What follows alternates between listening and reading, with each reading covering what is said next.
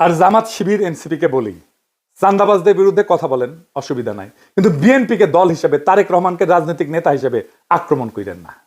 এতে দেশের উপকার হবে না। বিএনপি মানে চান্দাবাজ না, বিএনপি মানে জিয়াউর রহমান, বিএনপি মানে খালেদা জিয়া, বিএনপি মানে আমাদের anti Baksal pioneer political platform. সেটা ধ্বংস হইলে বাংলাদেশ বিপদে পড়বে। বিএনপি আমাদের শত্রু না, বিএনপি আমাদের বন্ধু সহযোদ্ধা। তার উপরে অভিমান হইতে পারে, কিন্তু ঘৃণা করা চলে না। রাজনৈতিক বিভ্রান্তি থাকতেই পারে, কিন্তু বিভেদ ডেকে আনা যাবে না। বিএনপি এই জাতির স্বতন্ত্র চেতনার এক অবিচ্ছেদ্য অধ্যায়। তারেক রহমান ভুল করতে পারেন, কিন্তু বিএনপিকে পুঙ্খানুপুঙ্খভাবে বাতিল করা মানে এদেশের গণতান্ত্রিক ধারাকে দুর্বল করা, এদেশের ফ্যাসিবাদ বিরোধী, ভারতীয় আগ্রাসন বিরোধী লড়াইকে দুর্বল করা। আমাদের শত্রু কিন্তু একটাই, ভারত সমর্থিত হাসিনার ফ্যাসিবাদ। সে জায়গায় দাঁড়ায় আমরা যদি নিজেদের ঘরে আগুন লাগাই, তবে মুক্তি আসবে না বাংলাদেশের মানুষের, আসবে বিভ্রান্তি আর ধ্বংস। তাই সমালোচনা করেন, সংশোধনের ডাক দেন, কিন্তু ধ্বংস ডেকে আনেন না। কারণ আমরা সবাই একই ঐক্যতানে বাঁধা, একই বিপ্লবের সৈনিক।